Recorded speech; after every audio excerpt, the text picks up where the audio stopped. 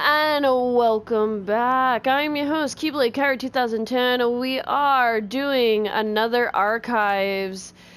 This one is going to be quite interesting. Like I said, some of them are going to be fairly short and all that, but we're just going to have to continue on. And this next one is called Blood, Brass, and Grit. Enjoy.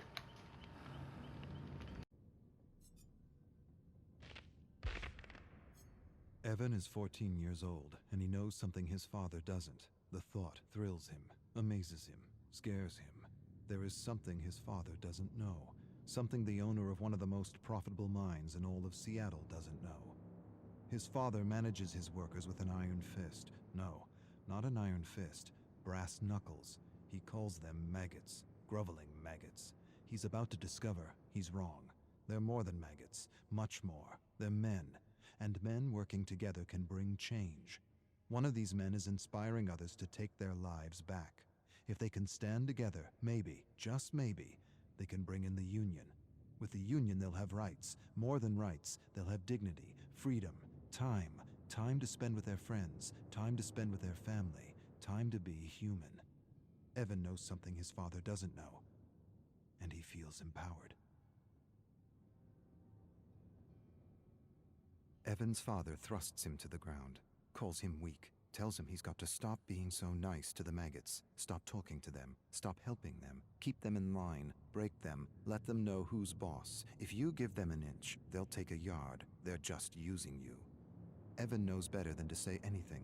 His father punched and broke his jaw last year when he showed weakness. This year, he'd rather not sip dinner through a straw. This year, he holds back, bites his tongue. He wants to tell his father about the Union, but doesn't. He feels ashamed, torn between his loyalty for his father and his friends. Bob, Tom, Jim. They deserve more. Evan enjoys creating something from nothing. He's not an artist, but he enjoys sketching, and he hides his sketches from his father. His father forbids sketching. Sketching is for weaklings, vagabonds, gypsies. He wants Evan to do worthy things. He drags Evan to his most profitable mine. He teaches him how to manage maggots. He's hands-on, very hands-on, abusive, violent, brutal.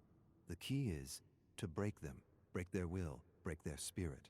Once broken, a human is a tool that can be wielded to do anything. Broken. It's what he did to his mother. It's what he's doing to him. But Evan still sketches. Sketching is defiance. Evan watches his father yell at one of his workers. He's sick. He wants to leave, but he's not allowed. He leaves. He loses his job. Evan feels for the man, wishes he could do something for him. He wants to tell him things are going to change. The Union is coming. The Union is coming, and with it a good wage and fair working hours. But the man's lungs are black, and his stomach is rot. Too much stress, too much acid, not enough sleep. He collapses. His father doesn't care, kicks him in the gut. Tells Evan to drag him out of the mine. Evan drags him out. For a moment, he feels disgusted at the man's weakness and wants to put this maggot out of its misery. He's becoming his father, and he's not sure if that's a bad thing. Evan's father forces him to set a bear trap in a dark forest. His father's obsessed with hunting bears, always has been, always will be. He tells him the story, always the same story. He doesn't want to hear it, but he will. His father was hunting with his brother when they ran into a grizzly bear. The bear tore his uncle's arm off and bit into his head.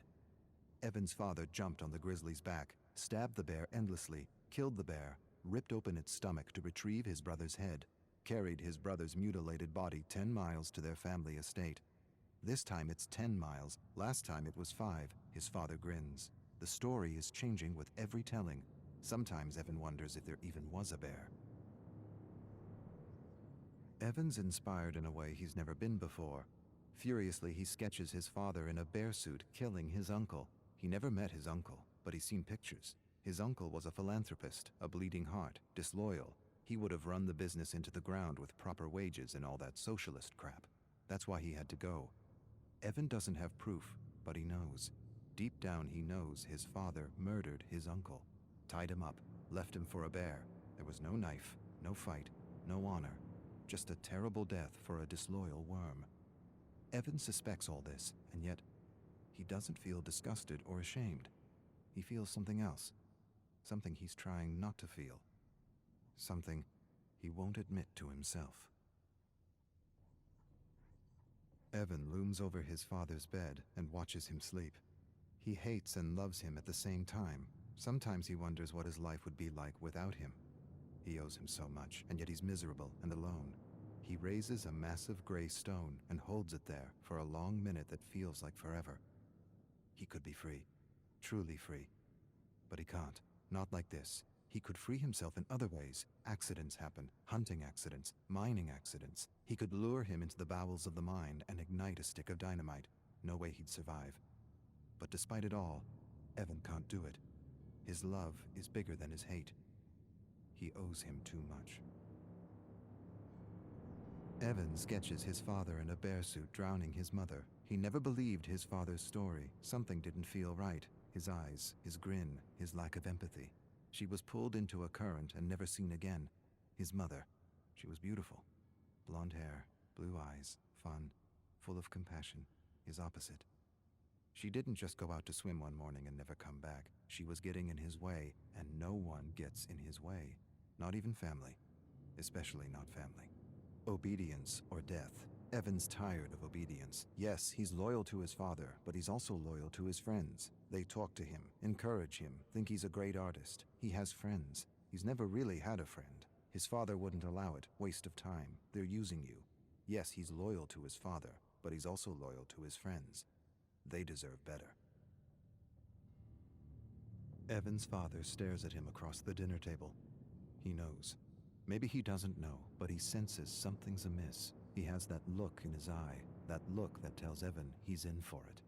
He chews on a fatty piece of rabbit and hopes his father doesn't say anything. He should have known better than to keep something from him. His father knows. He always knows. Last year, Evan lost his cool on a man who said something about his mother. He almost beat the man to death with a 2x4 while his father watched and laughed. The authorities pulled Evan away. He smiled at Evan and knew what he wouldn't admit to himself. He enjoyed beating on that man, not because of the insult, not because he felt threatened, but because he felt powerful. His father smiled. Apple doesn't fall far from the tree, eh? Evan finds his sketches torn to bits. He puts the pieces together, all of them accounted for, except one. He doesn't have the picture of his drowning mother. His father enters his room. Despair and dread overwhelm him. He waits for a blow that never comes. Instead, his father tells him he has instinct, and instinct is everything. He tells him he inherited his instinct from his side of the family, the same instinct that told him Evan was keeping something from him. Don't pretend. I know. A few of your maggot friends sold you out for a few dollars. Evan starts but doesn't say anything. Can't say anything. The words are caught in his throat. He apologizes. His father says nothing, walks away.